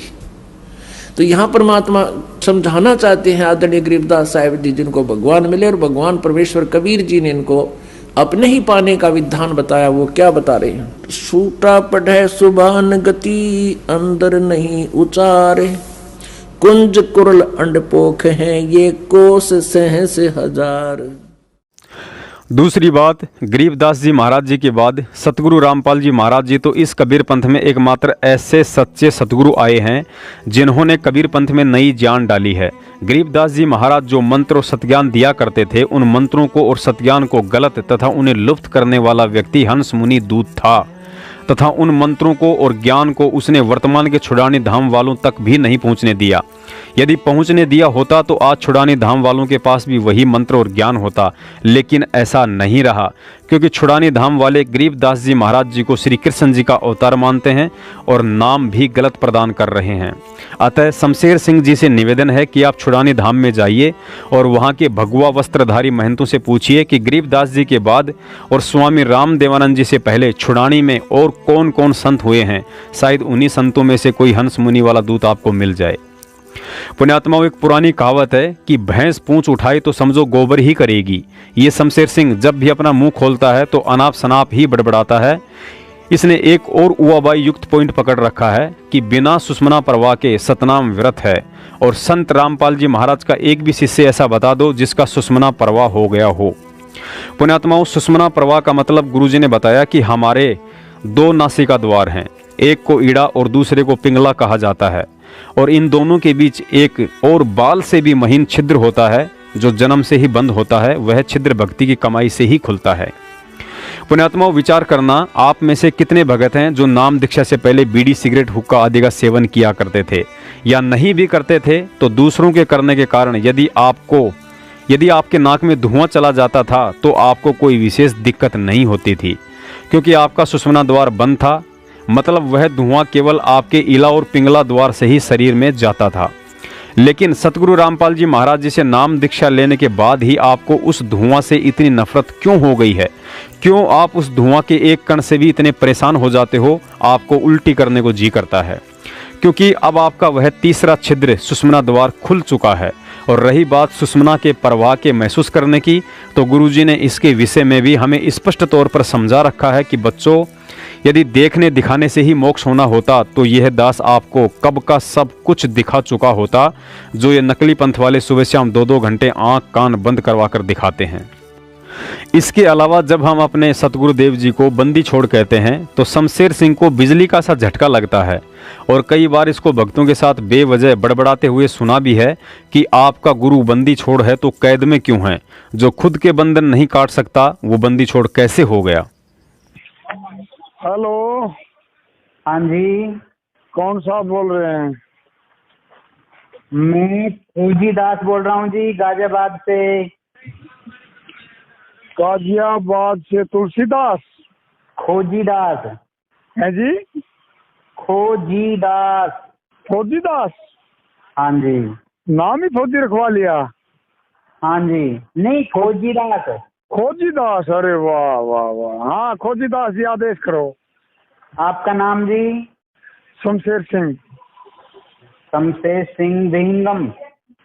विहंगम योगी जी, हरियाणा। भगत जी, गुरुजी से नाम सार नाम लेके भी आप अपना रास्ता छोड़ गए? सार नाम किसे? गुरुजी से आपने सार नाम लिया था ना? अरे कौन से गुरुजी? रामपाल जी महाराज, परमात्मा। परमात्मा जी। अरे आपको शर्म नहीं आती है कैदी को परमात्मा कहते हुए? वो कैदी नहीं है, आपको शर्म आनी चाहिए। आप क्या क्या बोल रहे हो? गुरुजी से सार नाम? अरे कमाल कर दिया तुमने। अरे सुनो, वो परमात्मा कहलाए तो आदमी की दशा ये, और आपको नॉलेज है क्या इस चीज की? गरीबदास जी ने कभी भी अपने आप को बंदी छोड़ने को आया, और बोरी वाले महाराज रामपुरा धाम में हुए हैं पंजाब के अंदर। गरीबदास पंत से जिन्होंने 100 आदमियों को प्राण दिए थे, जीवित करे थे, उन्होंने भी बंदी छोड़ने को आया कभी। और कोई बंदी छोड़ कहता था तो धमकाते थे, ये बंदी छोड़ के जयकारे लगवा रहे थे। ये दुर्दशा का कारण ये आप लोगों ने किया है, भगवान बता के एक इंसान को। शमशेर जी, थोड़ा सा आवाज, भगवान की तो छोड़ो, वो तो सतगुरु भी नहीं है। सतगुरु पता है क्या कौन होता है? धीमी आवाज रखो। आवाज बिल्कुल धीमी है, प्यार भरी आवाज है। पुण्यात्माओं, यह शमशेर सिंह आध्यात्मिक रूप से पैरालाइसिस है, मतलब भक्ति मार्ग में अकल से बच्चा है। शमशेर सिंह जी, आपकी जानकारी के लिए बता देते हैं कि भक्ति मार्ग में 2 प्रकार के कर्म होते हैं, एक शरीर के कर्म और दूसरे आध्यात्मिक कर्म। शरीर के कर्म जैसे नशा करना, चोरी जारी करना, झूठ और छल कपट करना आदि, और जो गुरु अपने शिष्य को पूर्ण रूप से इन कर्मों से छुटकारा दिला दे उसे भी बंदी छोड़ कहा जाता है। और दूसरे आध्यात्मिक कर्म, जिन्हें संचित कर्म भी कहा जाता है, जिसके कारण जीव 3 त्राप से ग्रस्त हो जाता है। और जो गुरु इन संचित कर्मों से जीव के बंधन काट दे उसे भी बंदी छोड़ ही कहा जाता है। और दोनों ही प्रकार का बंदी छोड़ आज के दिन इस पूरी सृष्टि में यदि कोई है तो सिर्फ और सिर्फ सतगुरु रामपाल जी महाराज जी हैं। ये मैं या मेरा अज्ञान नहीं बल्कि आपके सर्व धर्मशास्त्र चीख चीख कर प्रमाण दे रहे हैं। बोलो बंदी छोड़ सतगुरु रामपाल जी महाराज की जय हो। रही बात उनके कैद में होने की, तो कैद में वे आप जैसे अज्ञानियों के लिए हैं और ज्ञानी के लिए उनके हृदय में हैं। आपने कहा कि कबीर साहिब जी के साथ 52 प्रकार की कसनियां कसी गई थी, वे तो उसी दिन बाहर आ जाते थे। शमशेर भाई, परमेश्वर हर युग में देश काल और परिस्थितियों के अनुसार अपनी लीला करते हैं। 650 साल पहले कबीर साहिब जी मुंह पर चमत्कार कर दिया करते थे, लेकिन फिर भी लोग उन्हें समझ नहीं पाए थे। उन्हें गंगा के बीच में बेड़ियों से बांधकर तीर और तोप के गोलों से मारने की 8 पहर तक कोशिश की, लेकिन उन्हें तीप और तोर के गोलों ने छुआ तक नहीं। फिर भी हम मूर्खों की आंखें नहीं खुली और उन्हें पहचान नहीं पाए। उन्हें सैकड़ों फीट गहरे झेरे कुएं में रस्सियों से बांधकर डाला गया, ऊपर से कंटीली झाड़ियां और मिट्टी से कुएं को भर दिया गया, लेकिन वह परमात्मा शेख तकी के पहुंचने से पहले ही सिकंदर लोदी के पास महल में बैठा हुआ मिला और फिर भी हम गधे उसे पहचान नहीं पाए। उन्हें जंजीरों में जकड़कर खूनी हाथी के आगे पैरों से कुचलवाने के लिए डाल दिया गया, लेकिन उनकी समर्थता के आगे हाथी और पीलवान दोनों ही भाग छूटे और सिकंदर लोदी ने भरी सभा में उन्हें दंडवत प्रणाम किया, लेकिन फिर भी हम अज्ञानी उन्हें समझ नहीं पाए। उन्हें बदनाम करने के लिए 18 लाख लोगों को काशी में कबीर भंडारे के नाम से जमा कर दिया गया और उस समर्थ ने 3 दिन तक सभी को मोहन भोजन खिलाया, लेकिन फिर भी हम नालायक उन्हें समझ नहीं पाए। तो भाई शमशेर सिंह, तेरे जैसे पाखंडियों और असली गुरुद्रोहियों के बहकाव में आकर हम उन्हें ना पहचानने की गलती करके एक बार काशी में ठोकर खा चुके हैं, लेकिन वही गलती आज दोबारा नहीं दोहराने वाले हैं। 2006 में 2 साल तक और आज 5 साल से वह समर्थ परमात्मा हिसार जेल में बैठा हुआ है। दुनिया समझे ना समझे, लेकिन उन्होंने हमें इतनी बुद्धि अवश्य दी है कि हम उनके पीछे के कारणों को बखूबी समझ रहे हैं। क्योंकि परमात्मा कहते हैं, सब सुमरे अपने अनुमाना तो गति लखी न जाई, कहें कबीर कृपया कर जन पर ज्यों की त्यों समझाई। अर्थात उस परमात्मा की लीलाओं को आप अपनी मनमुखी सोच और स्तर से कभी नहीं समझ सकते हैं। उनको तो वही भगत समझ सकता है जिस पर वह परमात्मा उन बातों को समझने की कृपा करता है। आज यदि वह समर्थ परमात्मा लंबे समय तक हिसार जेल में रहने का खेल ना खेलता, तो आज इस पंथ में हंस और बगलों की पहचान करना बड़ा ही मुश्किल था। आज यदि वह समर्थ परमात्मा लंबे समय तक जेल में रहने का खेल ना खेलता, तो कैसे पता चलता कि हम भक्तों को इस भक्ति और भगवान पर कितना विश्वास हो पाया है और अभी भी आप जैसे काल के दूतों से भ्रमित करने से पतिव्रता धर्म को तोड़ते हैं या आपके सवालों के 2 टूक जवाब देते हैं। आज यदि वह समर्थ परमात्मा लंबे समय तक ये खेल ना खेलता, तो कैसे पता चलता कि जिन्हें हम अज्ञानता में उनका परिवार समझ रहे थे, वह उनका परिवार नहीं बल्कि काल के दूत हैं, जो भक्ति मार्ग को अवरुद्ध करवाने के लिए काल ने कमाल की तरह उन्हीं के परिवार में भेज रखे हैं। आज यदि वह समर्थ परमात्मा लंबे समय तक ये खेल ना खेलता, तो कैसे पता चलता कि भक्ति मार्ग पर केवल गुरु और उनके ज्ञान को ही आधार बनाकर चला जाता है, ना कि किसी कोऑर्डिनेटर और व्यक्ति विशेष को देखकर। आज यदि वह समर्थ परमात्मा लंबे समय तक ये खेल ना खेलता, तो कैसे उन गधों की पहचान कर पाते जो काल प्रेरणा से शेर की खाल ओढ़कर भगत बनने का ढोंग कर रहे थे, जो आज बात बात पर भक्तों को माँ बहन की गालियां और लट्ठों से मारते हैं। भाई शमशेर, जब उस परमात्मा ने हाथी पर बैठकर काशी में लीला की थी, तो तेरे जैसे अज्ञानी पुरुष आज जिस कबीर साहिब को परमात्मा कहते हैं, उस समय भड़वे की संज्ञा दे रहे थे। लेकिन वो भड़वा नहीं था, बल्कि उन नकली शिष्यों के ज्ञान की परीक्षा ले रहा था कि जो मेरा होगा वह समझ जाएगा और जो नकली होगा उसका भार मेरे सिर से उतर जाएगा। गरीबदास जी महाराज जी ने बताया कि भड़वा भड़वा सब कोई कहे, कोई न जाने खोज, दास गरीब कबीर करम यो बाटे सिर का बोझ। ठीक इसी प्रकार आज यदि वह समर्थ परमात्मा लंबे समय तक जेल में रहने का खेल ना खेलता, तो कैसे तेरे जैसे सिर के बोझ को संगत से अलग करता, जो 12 साल की भक्ति और सारनाम लेने के बाद भी उन्हें समझ नहीं पाया कि यही वर्तमान का कबीर है। रही बात 650 साल पहले कबीर परमेश्वर जी द्वारा हर घटना के समय प्रत्यक्ष चमत्कार दिखाने की, तो उसका भी एक गहरा कारण था। 650 साल पहले शिक्षा का अभाव था और आम व्यक्ति पर नकली धर्म गुरुओं और पंडितों का अधिक प्रभाव था। कबीर साहिब जी ने ज्ञान से बहुत समझाने की कोशिश की थी, लेकिन कोई उन्हें समझ नहीं पाया था। हम 64 लाख परमात्मा की विशेष आत्माएं थीं, जिनके लिए वह परमात्मा यहाँ आया हुआ था।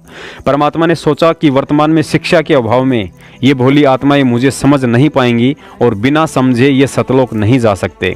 अतः परमात्मा ने उसके लिए आज पिछली पीढ़ी का समय निश्चित किया।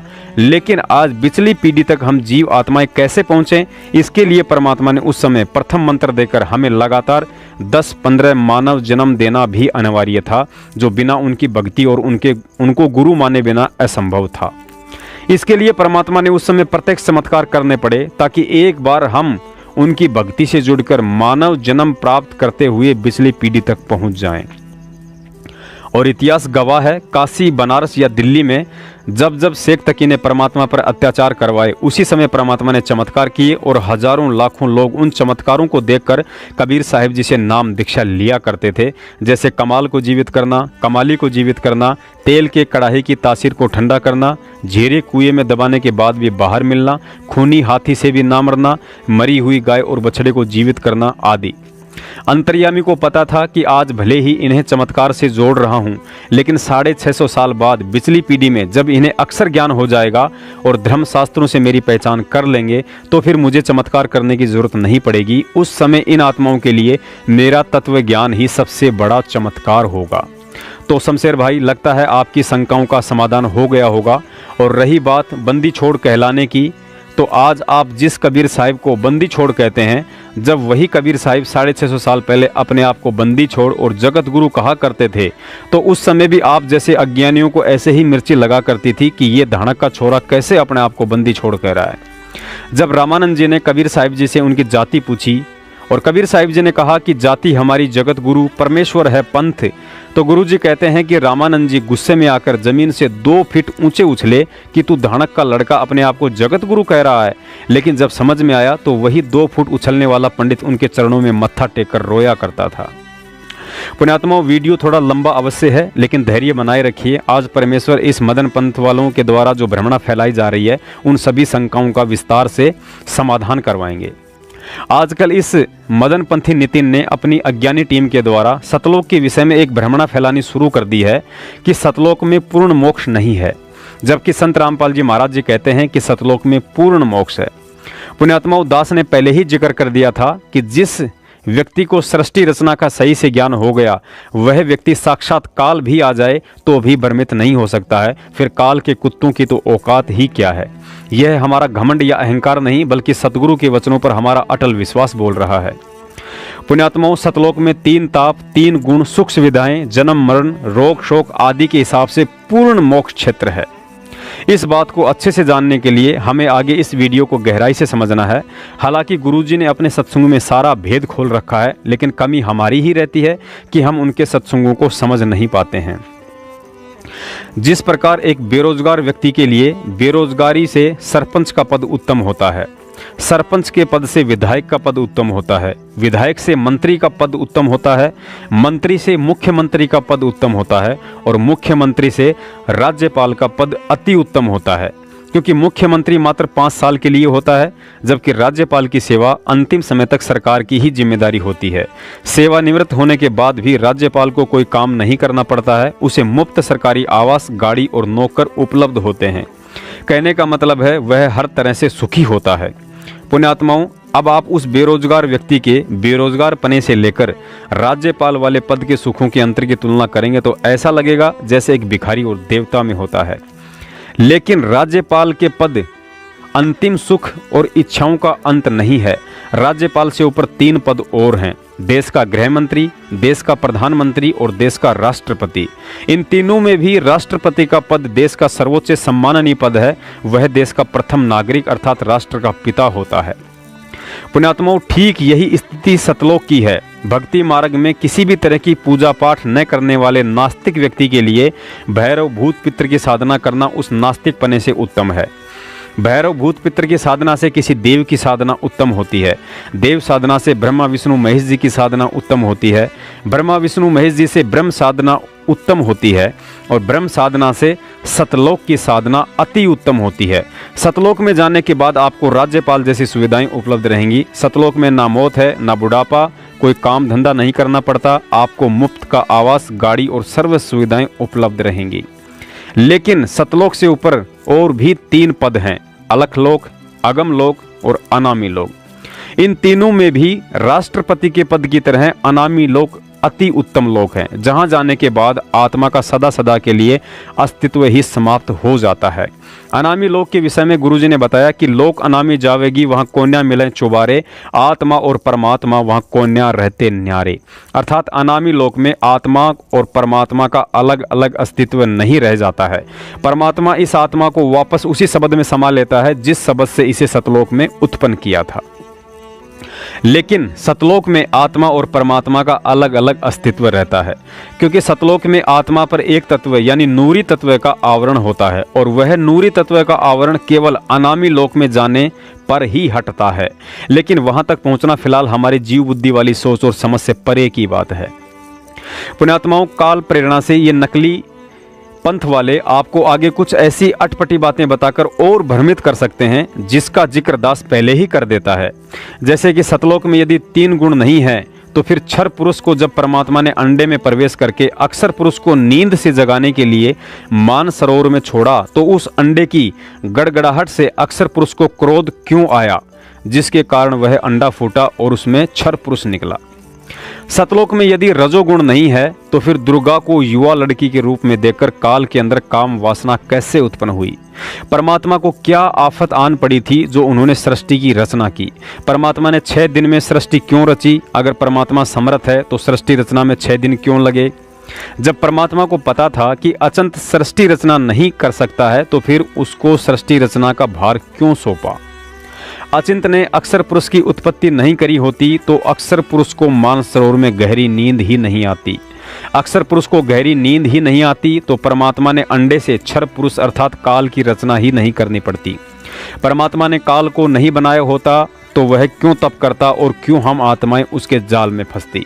परमात्मा ने सबसे पहले हाथ खड़ा करने वाली आत्मा को युवा लड़की नहीं बनाया होता तो काल के अंदर काम वासना उत्पन्न ही नहीं होती। वासना उत्पन्न नहीं होती तो परमात्मा उसे सतलोक से 21 ब्रह्मांड के साथ 16 संकोश दूर भेजकर प्रतिदिन 1 लाख मानव शरीरधारी आत्माओं को खाने का श्राप ही ना देते। श्राप नहीं देते तो काल हमें तवतशिला पर भून कर नहीं खाता। आदि आदि अनेकों ऐसे सवाल हैं जो व्यर्थ और बेफिजूल के हैं। इसके लिए दास आपको पहले 2 बार बता चुका है और तीसरी बार फिर बता रहा है कि जिनको सतगुरु रामपाल जी महाराज जी द्वारा बताई गई सृष्टि रचना सही से समझ में आ गई वह आत्मा ज्ञान में धोखा खाकर कभी भी भ्रमित नहीं हो सकती हैं। तो पुण्यात्माओं, यदि इस खाली दिमाग शैतान के घर मदन पंथियों द्वारा सृष्टि रचना को लेकर घड़े जा रहे उन फालतू के सवालों के जवाब देने होते तो स्वयं बंदी छोड़ सतगुरु रामपाल जी महाराज जी ने अपने सत्संगों में कब के दे दिए होते। और उससे पहले यदि इन व्यर्थ के सवालों के जवाब देना उचित समझते तो कबीर परमात्मा ने 33 अरब वाणियां बोली हैं, उनमें पहले ही जवाब दे चुके होते। इन सवालों के जवाब जानना तो ऐसे है जैसे परीक्षा के समय विद्यार्थी अपने साथी विद्यार्थी से पूछे कि भाई कल हमारा हिंदी का पेपर है, अच्छा ये बताओ उस पेपर का कलर कैसा होगा, लाल या पीला। अगर लाल हुआ तो टीचर ने पीला क्यों नहीं रखा। अच्छा ये बता पेपर में लिखावट काले रंग की स्याही से होगी या नीले रंग की स्याही से। अगर नीले रंग की है तो टीचर ने काले रंग की स्याही से क्यों नहीं लिखा। अच्छा ये बता उस पेपर का साइज क्या होगा, A4 का या A3 का। चल ये बता पेपर का वजन कितना होगा, आदि आदि। पुण्यात्माओं, अब आप स्वयं विचार कर लेना कि उस विद्यार्थी को उन फालतू के सवालों के बजाय उसे टीचर ने परीक्षा की तैयारी के लिए जो पढ़ाया था उस पर ध्यान देना था या उन फालतू के सवालों पर। एक बार एक अगस्त्य नाम का पादरी था, उसने सोचा कि भगवान ने इंसान को क्यों बनाया और बनाया तो फिर अपने पास जन्नत में क्यों नहीं रखा, हमें यहाँ दुख उठाने के लिए क्यों छोड़ दिया। एक दिन वह पादरी सुबह सुबह समुद्र के किनारे टहल रहा था। उसने देखा कि एक छोटा सा बच्चा समुद्र से पानी का गिलास भरकर लहरों से 10 मीटर दूर एक गड्ढे को भर रहा था। बच्चा लगातार अपनी क्रिया में व्यस्त था।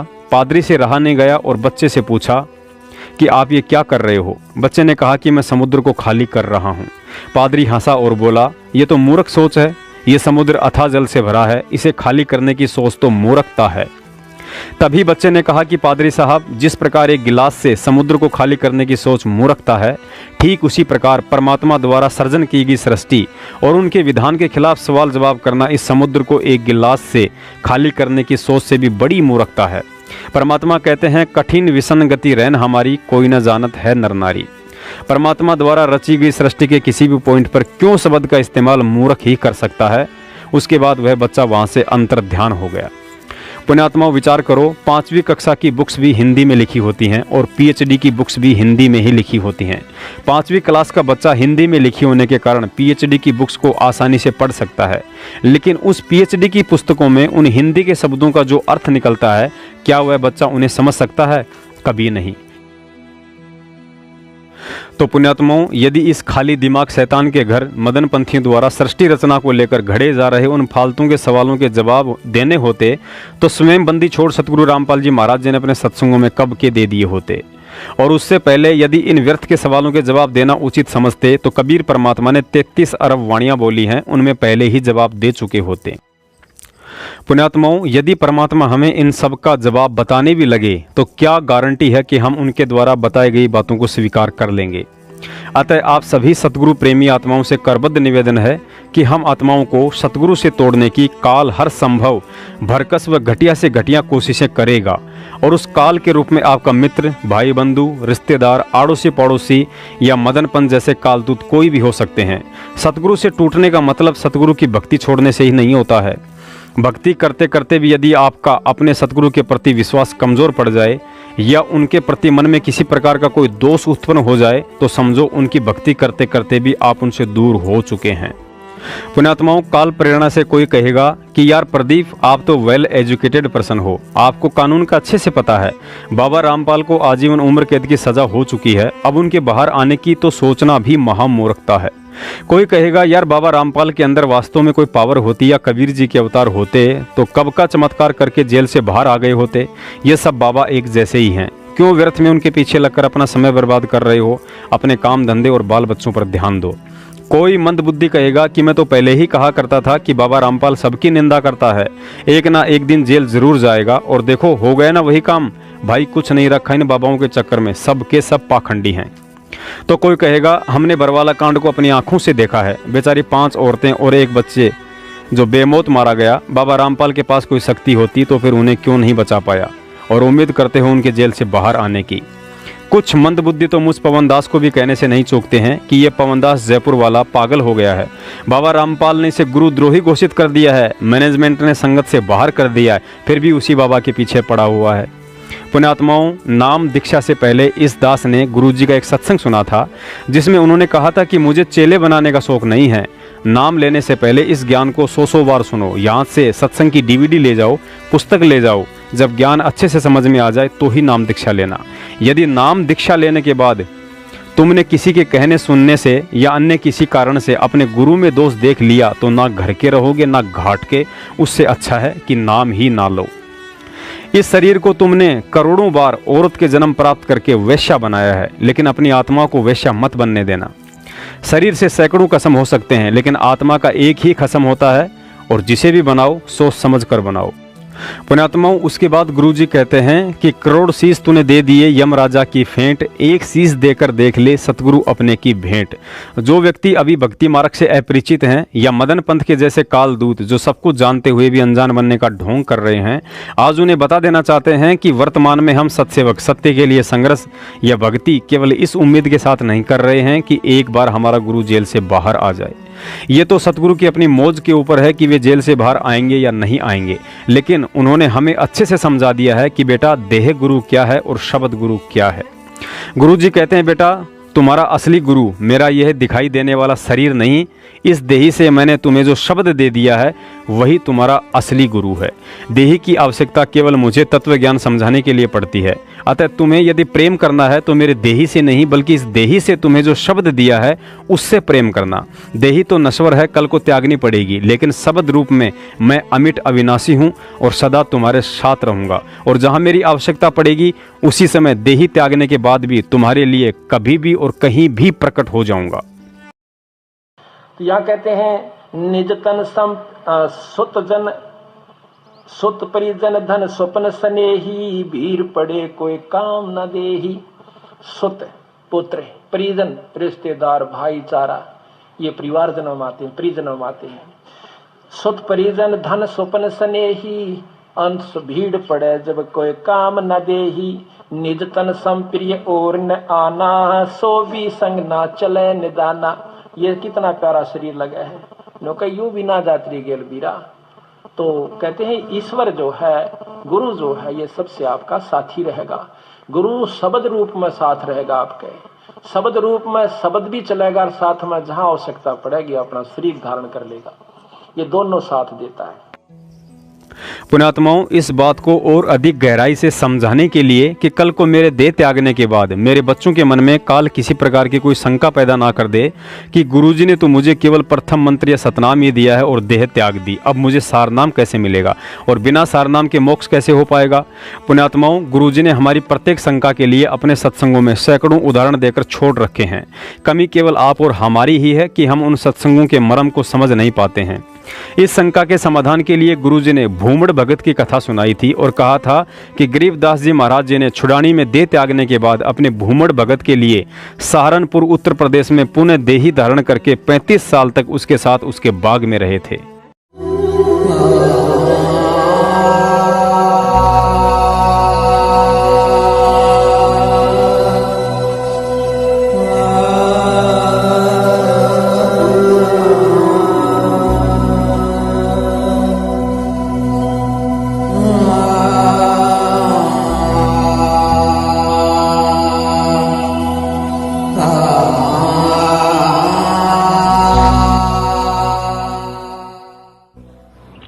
सहारनपुर के अंदर एक विशेष स्थान है अपने परमात्मा का और एक बहुत ही अनमोल उदाहरण है। संत गरीबदास जी,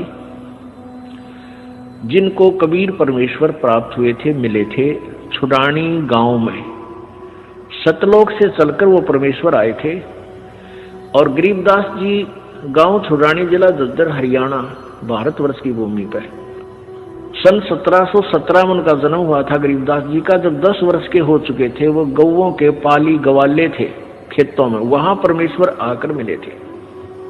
उसके बाद परमात्मा ने उनको साक्षात्कार कराया और अपना सतलोक दिखाया, जहां परमेश्वर रहते हैं, जहां से हम बिछुड़कर आए हुए हैं। तो आगे चल के गरीबदास जी ने परमात्मा कबीर जी की महिमा कलम तोड़ आंखों देखा हाल पूरा लिखा हुआ है, जिसको ग्रंथ सदग्रंथ साहिब हम बोलते हैं, जिनका ये पाठ चल रहा था 3 दिन उस अमरवाणी का। तो गरीबदास जी द्वारा लिखवाई गई वो वाणी है। तो गरीबदास जी का एक शिष्य था। गरीबदास जी कहीं सत्संग करने जा रहे थे और वहां एक सहारनपुर का भूमड़ नाम का एक सैनी था, सैनी जाति से एक भूमड़ सैनी नाम का एक भक्त सहारनपुर का कहीं अपनी रिश्तेदारी में गया हुआ था। वहां गरीबदास जी सत्संग कर रहे थे। उस पुण्यात्मा ने सत्संग सुन लिया और गरीबदास जी से उपदेश ले लिया। फिर वो छुड़ानी जाने लग गए, जहां गरीबदास जी प्रत्येक पूर्णवासी को सत्संग किया करते थे। अब वो धीरे धीरे इतने प्रभावित हो गए वो भूमड़ जी, भूमड़ भक्त सैनी, के प्रतिदिन ना प्रति महीना सहारनपुर से चलकर छुड़ानी आने लग गए। पहले तो धीरे धीरे ज्ञान होता है, फिर इतनी श्रद्धा बन गई कि सहारनपुर से चलकर गांव छुड़ानी, जिला झज्जर में वो प्रत्येक महीना आते। पहले ना तो कोई कन्वेंस थी, ना कोई रास्ते थे, पैदल आना सहारनपुर से चलकर। सहारनपुर से मेरे ख्याल में झज्जर छुड़ानी गांव 100 किलोमीटर से 150 से 200 किलोमीटर के आसपास है। अब वहां से पैदल चलना, और पहले वर्षा के दिनों में ये जैसे बीच में दरियाएं बहा करती थी, उन पर कोई पुल भी नहीं था, वो आते थे। वो ऐसे पिछले 1 वर्ष से ऐसा उसने प्रक्रिया कर ली। अब गरीबदास जी ने कहा, बेटा ऐसे दुख ना पाया कर, तू 1 आधा महीना छोड़ कर आ जाएगा। ने बोला गुरुजी मेरे पर डटया नहीं जाता, मुझसे रुका नहीं जाता। तो गरीबदास जी बोले कोई बात ना, ले बेटा तेरी मौज है। अब क्या हुआ कि गरीबदास जी ने भादुआ सुदी दूज को शरीर छोड़ना था, उससे पहले उस भगत से कह दिया बेटा अब तू यहां मत आना, ये मेरा ऑर्डर है, आज के बाद यहां नहीं आएगा। अब भूमड़ रोने लग गया, भूमड़ भगत रोने लग गया, काफी रोता रहा कि गुरुजी ने ये बड़ा आदेश दिया, क्या बात है, मेरे से कोई त्रुटि बन गई, कोई गलती होगी मेरे से। परमात्मा गरीबदास जी बोले बेटा क्यों रो रहा है? कि जी यूं रो रहा हूं, मुझदास से कोई गलती तो नहीं बन गई, आपने यहाँ न आने का, आपके दर्शन ना करने का आदेश दे दिया। परमात्मा ने कहा, गरीबदास जी ने कहा कि दर्शन ना करने का आदेश नहीं दिया मैंने, यहाँ न आने का आदेश दिया है। मैं तेरे पास वहीं आऊंगा बेटा। बालक मैंने शादी कर दी, 4 लड़के थे, 2 लड़की गरीबदास जी के पास संतान थी। लड़कियों ने शादी नहीं करवाई, ब्याह नहीं करवाया था, वो आजीवन ब्रह्मचारी रही थी अपनी भक्ति की। 4 बच्चों का ब्याह कर दिया। अब मैं फ्री हूं बेटा, वहां आऊंगा तेरे पास, और तेरा बाग है बताते हैं वहां। अच्छा कहाँ जी आपकी दया है, आपकी कृपा से तो सब कुछ हो रहा है। तो भाई उस बाग में मेरी एक झोपड़ी डाल दिए बेटा, मैं भी अपना भजन करूंगा और तेरे को सेवा दर्शन हो जाएंगे। तो बड़ा खुश होया और वापस चला गया। अब इंतजार कर रहा है, गुरुजी आए नहीं। उधर क्या हुआ, गरीबदास जी ने वो शरीर छोड़ दिया भादुआ सुदी दूज को सन 1778 में। तो 6 महीने हो गए। अब भूमड़ वहां रोए जैसे धर्मदास जी रोया करते तरफ में, और इतना बुरा हाल हो गया, हे भगवान क्या हो गया। और उधर से उसका बाग सूख गया, बाग कति सारे में कीड़ा लाग के कति सारा सूख गया। उसने सोची भाई मेरे भगवत जरूर अवश्य गलती बनी है, जब गुरुदेव ने मुझे वहां दर्शन करने की मनाही कर दी, और इधर से यहाँ मेरा बाग सूख गया। अपने आप को कोस रहा है, अपने अवगुणों को ढूंढ रहा है, मैंने कौन सी गलती ऐसी कर दी जो गुरुजी रूस के मेरे थे। तो 6 महीने रोता रहा। बसंत पंचमी के दिन गरीबदास जी भादुआ में शरीर छोड़ गए। बसंत पंचमी के दिन उसी शरीर में 61 साल की आयु के शरीर में, और वह भूमड़ के घर पर जाकर सच्चाई बोल दी। अब भूमड़ चरणों में पड़कर खूब रोया, है भगवान मन तने सोच ली थी कि मेरे से कोई गलती बन गई, गुरुदेव आप रुष्ट हो गया, पाए कोई ना। गरीबदास जी बोले भाई कोई बात ना बेटा, थोड़ा सा लेट हो गया, मैंने काम हो गया था। और भाई मेरा जो ना उस बाग में झोपड़ी डाल दे, जो तेरे बाग है ना, यहाँ घर में तो मैं नहीं रह पाऊंगा, वहां के एकांत में भगत भजन कराया तुम्हें। तो भूमड़ बोला महाराज जी वहां तो बाग तो सूख गया। गरीबदास जी बोले सूखे बाग में झोपड़ी डाल दे मेरी, कोई बात नहीं। अब गुरु जी की आज्ञा पाकर उसने वहां एक झोपड़ी, एक हट बना दी फूस फास डाल के। अब ते पाछे वो सारा बाग हरा भरा हो गया। गरीबदास जी वहां बैठते ही सारा नगर देखने आया, वो पूरा शहर देख, छोटा गांव था जब ये शहर बरवाड़ा जितना, सहारनपुर, यानी 200 वर्ष पहले की बात है। तो सारा गांव नगर देखना यार, बहुत से उस चमत्कार से भाई भूमड़ कह मेरे ये गुरुजी हैं जिनकी मैं रोज महिमा गाया करता था, ये बड़े सिद्धि युक्त हैं, बड़े पहुंचे हुए महात्मा हैं। और भाई बहुत से मुसलमान और हिंदू गरीबदास जी के शिष्य वहां हो गए। अब क्या बात है कि वहां ये दास क्या बताना चाहता था, एक सिद्धि वो चोले धारे, एक सिद्धि दी तत्व विचार है। वहां एक लाल दास नाम का सिद्ध पुरुष था, उसका भी जहां गरीबदास जी का आश्रम बना हुआ छोटा सा, जहां उन्होंने दोबारा शरीर छोड़ा था, उसके साथ में ही 300-400 फुट की दूरी पर लाल दास जी का बहुत बड़ा मंदिर बना रखा है। वो शिव विष्णु पुजारी था। अब क्या हुआ कि वहां 35 वर्ष तक गरीबदास जी उसी रूप में रहे। हिंदू और मुसलमान दोनों ही गरीबदास जी के शिष्य बने, क्योंकि ये ज्ञान ही एकता उपजाने का है, उनका ऐसा ज्ञान है कबीर जी का। तो वहां शहर सहारनपुर शहर के अंदर एक आश्रम बना हुआ है, भूमड़ का पूरा घर था, वो उसका संतान नहीं थी।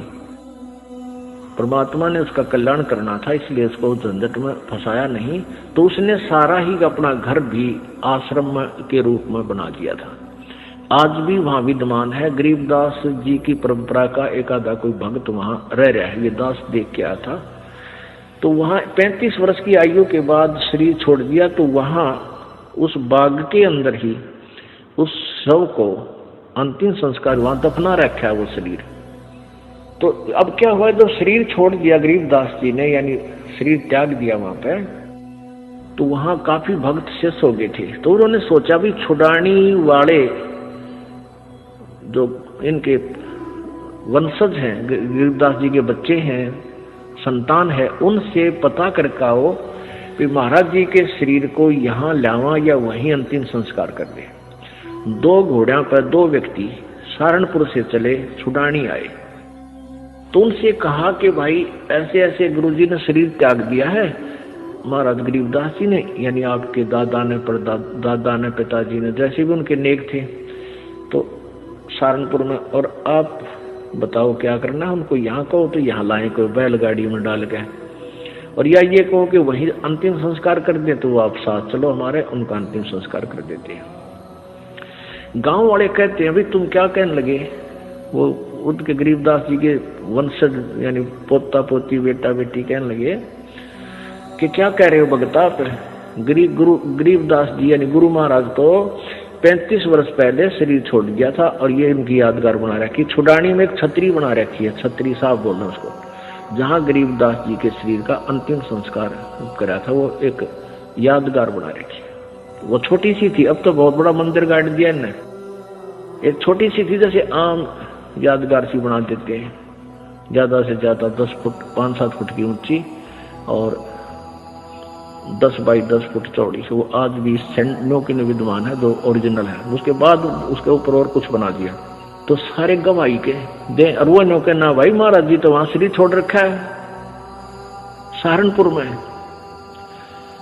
तो उनका ना यकीन होया, 2 व्यक्ति घोड़े पर सवार होकर वहां से घोड़े लेकर और फिर वहां पहुंचे। वहां जाकर देखा जो कहते हो शरीर, और वही गरीबदास जी वहां शरीर छोड़ रखे। तो छुड़ानी वाले बोले भाई इनकी लीला तो अपरंपार है, यही अंतिम संस्कार कर दो, वहां तो पहले हो चुका है। तो वो वही अंतिम संस्कार यानी नीचे एज इट इज शरीर दफना दिया, ऊपर यादगार बना रखे। ये दास वहां गया सन 1998 में, तो वहां देखा, यही बिल्कुल क्लियर देखने के लिए सच्चाई है या कैसा है, बिल्कुल सच्चाई पाई। और वहां विराजमान एक लेडी संत थी, उसने बताई कि जी ऐसे ऐसे सारी कहानी सत्य है। उनके समय का वहां एक पलंग भी है जिस पर गरीबदास जी विश्राम किया करते थे। वहां ग्रंथ साहब भी यही लिखा हुआ था, हस्तलिखित उनके पास विद्यमान है। फिर वो देखा जा करके वो बाग में जहां उनका अंतिम संस्कार किया था, तो वो यादगार जो बना रखी थी वाला वो 150 वर्ष पुरानी होकर के जीर्ण शीर्ण सी भरी थी। तो हमने उनसे कहा कि आपकी आज्ञा हो तो हम इसको दोबारा रिकंस्ट्रक्ट कर जाए, ना तो पड़ेगी को गिर के किसी चोट लगेगी, को दर्शक होगा। तो वो कहने लगे जी ऐसे कर दो। फिर हमने क्या किया कि नीचे का पोर्शन नहीं छेड़ा, वो पुरानी छोटी छोटी ईंटों से बना हुआ था, उसके ऊपर की दोबारा से बढ़िया ईंटों से और एक अच्छा गुम्बद सा बनाकर वो तैयार किया, और उसके ऊपर पूरा एक बोर्ड लगा रखा है, पूरी कहानी लिखी हुई हमने कि ऐसे ऐसे ये हुआ था। अपने बच्चों के विश्वास को और अधिक पक्का करने के लिए गुरुजी ने मीराबाई जी का भी उदाहरण देकर समझाया कि मीराबाई जी को परमात्मा ने सारनाम और सार शब्द काशी में प्रकट होकर ही दिया था। कबीर साहब के पास कबीर साहब ने सोचा कि ये ठाकरों की लड़की है, कदे इसके मन में अहंकार और ना रह गया हो, कति छान कर देखना चाहते थे, जब ही नाम दिया जाता है। कहने लगा बहन ऐसे कर, रविदास जियों से उपदेश ले लीजिए। रविदास जी चमार जाति से और आप तक हाल तार के लाया करते थे, मरे हुए पशुओं की, मारा नहीं करते थे, और फिर उस चमड़े को सुखाया करते थे, उसको रंगा करते थे, और फिर उसका जूती बना करके अपनी रोटी रोजी का और साथ में भजन भी करते रहती थी। जब वहां कर देखा मीराबाई ने सुरडा सापन चारों तरफ पानी खिंडा हुआ, महक आ रही है बांस की उसकी चाम की, तो मीराबाई जाकर बैठ जाती है, नमस्कार करती है, मत्था टेकती है। कहने लगी मीरा, ये तू ठाकरा की लड़की होकर अरे चमार के घर पाएगी? तो वो कहती है महाराज ज्यादा दुखी ना करो, इस शरीर का इस माटी का क्या चमार और क्या जात है, क्या हरिजन है, कौन जाट है, ये तो कुछ भी नहीं है महाराज, ये तो 5 तत्व का पुतला या मिट्टी। रविदास बहुत प्रसन्न हुए, कहने लगे बहन नाम तो मीरा सतगुरु महाराज देंगे कबीर साहब कि उन्होंने मुझे यहाँ पर भेजा है। तो उस समय उसने कहा कि बिल्कुल ठीक है, नाम दे दिया, ये सत नाम दिया उसको जो कि हम आपको देते हैं, सांस का सुमन। मीराबाई लेकर नाम कर दंडोत प्रणाम, हफ्ते 10 दिन वहां रह करके उनके पास संतों के पास सत्संग में, फिर दोबारा वो मथुरा चली जाती है वृंदावन में। तो वहां जाकर के भजन कर रही थी, उसका समय थोड़ा रह गया था। उस समय कबीर साहब प्रकट होते, महाराज जी आए, आओ महाराज जी आओ। महाराज जी बड़े दर्शन दिए, कहने लगा मीरा मैं तेरे को असली नाम देने के लिए आया हूँ, सार नाम सार शब्द। कहने लगे महाराज जी ये और भी रहता अभी, अब ये तो कुछ भी नहीं था जो तुझे मिला हुआ था, पर तेरी आत्मा इतनी पुण्य हो चुकी है, यही देने के लिए, आत्मा शुद्ध करने के लिए सांस का सुमन सतनाम दिया जाता है कि अंतःकरण नम्र हो जावे, ये उस सार शब्द को प्राप्त करने के योग हो जावे। सार नाम दिया। 1 हफ्ता सतगुरु महाराज वहां रहे। जब उसकी, क्योंकि वो तो समराया खेत था, अंतःकरण कति साफ था, उसको बैठ करके सार शब्द पर उपलब्ध करवाया और फिर सार शब्द उपलब्ध करवा कर अंतर्ध्यान हो जाते हैं।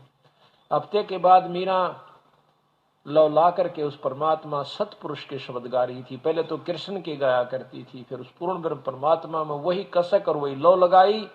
महाराज जी कहते हैं मीरा हाथ सुतार था, पद गावे लौला, और पत्थर की थी प्रतिमा उसमें समा। तो इस प्रकार सत्संग से ही ज्ञान होता है, पूर्ण ब्रह्म परमात्मा के नाम से, सार शब्द से जीव यहाँ से छुटकारा पा सकता है। पुण्यात्माओं, सतगुरु से तत्व ज्ञान लेने से पहले जब हमारे परिवार के किसी सदस्य या किसी प्रियजन का निधन हो जाता था तो दुख के कारण हम विलाप किया करते थे, आंखों से आंसू रुकने का नाम नहीं लेते थे, क्योंकि हमें अच्छे से पता होता था कि यह जाने वाला अब वापस नहीं आने वाला है। बस यही हमारे दुख का मुख्य कारण था। लेकिन अविनाशी सतगुरु के साथ ना ही ऐसा होता है और ना ही हमें सोचना है, क्योंकि सतगुरु देह त्यागने के बाद जब चाहे तब कभी भी और कहीं भी प्रकट हो सकता है, और चाहे तो एक ही समय अपने प्रत्येक भगत के पास प्रकट हो सकता है, शिष्य चाहे लाखों की संख्या में हो या चाहे करोड़ों की संख्या में। क्योंकि जब 1000 कला वाला काल भगवान अपने 1000 रूप बना सकता है और 10,000 कला वाला अक्षर पुरुष अपने 10,000 रूप बना सकता है, तो हमारे सतगुरुदेव बंदी छोड़ सतगुरु रामपाल जी महाराज जी तो अनंत कलाओं के भगवान है, वे क्या नहीं कर सकते हैं। इसीलिए कहा गया है कि सतगुरु जो चावे सो कर दे, भ्रम पड़ो मत कोई, और सेऊ धड़ पर शीश चढ़ाया, पाछे करी रसोई। तो पुण्यात्माओं, दास का यही निवेदन है कि हम सब गुरुजी के रहते सहते इस तत्व ज्ञान से इतने परिपक्व हो जाएं कि हमें भक्ति मार्ग पर दृढ़ होकर चलने के लिए गुरु ज्ञान के अलावा किसी भी बैसाखी की जरूरत ना पड़े। हमें उन कच्चे हीरों में शामिल होकर अपने गुरु को दुखी नहीं करना है जिन्होंने आज सतलोक आश्रम मैनेजमेंट हरियाणा को अपनी बैसाखी बना रखा है। पालतू जानवर की तरह उनके हर आदेशों पर अपनी पूंछ हिलाते रहते हैं। इस वीडियो के अंत में दास उन सभी फर्जी सारनामधारियों को गुरुजी का एक 2 मिनट का सत्संग सुनाकर उनसे एक सवाल करना चाहेगा। पहले सुनिए सत्संग। कबीर ये माया अटपटी सब गट आण अड़ी, और किस किस न समझाऊं या कुआ भांग पड़ी। तो यहाँ हम सभी एक का कुएं का भांग पिए फिर रहे। वो परमात्मा आता है, हम उसके भी जूते मारते हैं, उसको बुरा कहते हैं, नकलियों का स्वीकार करें बैठे हैं, तो आसपास भी नहीं भगवान के। अब कहने का दास का तात्पर्य है कि इस दास के स्थान पर ये सोच लो परमात्मा बैठे हैं, और फिर हम कैसे व्यवहार करेंगे उस भगवान से जिसके लिए हम तड़प रहे हैं। ऋषियों ने शरीर गाल दिए भगवान पाने के लिए, यदि वो मिल जाए तो हम उसका कैसे व्यवहार करेंगे। तो ये आपने रिहर्सल करनी पड़ेगी। इस दास को डला समझ लो, एक पत्थर समझ लो बोलता हुआ, लेकिन यहां नू सोच लो हम भगवान से मिलने जा रहे हैं। तो जैसा व्यवहार आप यहां करोगे ऐसा ही स्वप्न में आपका बनेगा। मृत्यु के बाद आपको ऐसा होगा जैसे स्वप्न। और वहां भगवान दास के रूप में पहले आपकी परीक्षा लेगा, बाद में ऊपर सिलेक्ट करेगा, ले जाएगा सतलोक। तो वहां जैसी भावना, जैसा अच्छा या बुरे विचार आपके इस दास के प्रति होंगे, आपके मस्तिष्क पर लिखे आएंगे वहां पर, क्योंकि वहां कोई रोल ना चल है, या तो हम 100 बात छुपा ले, आपके मस्तिष्क पर लिखे आएंगे। रिजेक्टेड और सिलेक्टेड कहने की जरूरत को नहीं, बस वहां तो न्यू करना भगवान ने, फिर रह जाओगे वहीं से। फिर ठीक है, आपने जो भक्ति की है, पहले तो यदि गुरुजी के प्रति आपकी आस्था एज ए गॉड नहीं है तो भक्ति आपकी बने को नहीं, भक्ति चलेगी ही नहीं। आप सब साधना करते भी दिखोगे, फिर नो कि हमें कोई लाभ नहीं हो रहा, तो आपके अंदर भक्ति अंकुर वो फूटा ही नहीं। तो पुण्यात्माओं, कहने का भाव यह है कि जैसे आपको दास बताना चाहता है कि उपदेश लेने के बाद फिर आपने इस दास को परमात्मा के तुल्य समझना। पुण्यात्माओं, इस सत्संग में गुरुजी ने स्पष्ट कर दिया है कि मान लो इस दास रामपाल दास की जगह कबीर परमात्मा बैठा है। अब ऐसी स्थिति में आप उनके साथ कैसा व्यवहार करोगे? वैसा ही व्यवहार जब तक आप मेरे साथ नहीं करोगे तब तक तो समझो आपकी भक्ति शुरू भी नहीं हुई है। अब मुझदास का सभी फर्जी सारनामधारियों से सवाल है कि मान लो आज वर्तमान में हिसार जेल में संत रामपाल जी महाराज जी नहीं बल्कि वही दाढ़ी वाले कबीर साहिब बैठे हों और बाहर तुम्हें सतलोक आश्रम मैनेजमेंट वाले एक पीला पर्चा दिखाकर कहें कि आज हिसार जेल से कबीर साहिब का आदेश आया है कि 2013 से पहले वाले भक्तों को सारनाम देना शुरू कर दिया जाए। तो अपनी अंतरात्मा से कहना कि आप कबीर साहिब के जेल से बाहर आने से पहले उस पीले पर्चे पर विश्वास करके रोहतक में सारनाम लेने जाते या नहीं। यदि आपका जवाब है कि नहीं जाते और यदि आप वहां जाकर सारनाम ले चुके हैं तो यह 100% नहीं बल्कि 1000% सत्य समझ लेना कि आप वर्तमान में गुरु मर्यादा से गिर चुके हो, यानी कि आप काल की ठगी के शिकार होकर अपने इस जन्म के दरवाजे सतलोक के लिए बंद कर चुके हो। बोलो सतगुरुदेव की जय हो।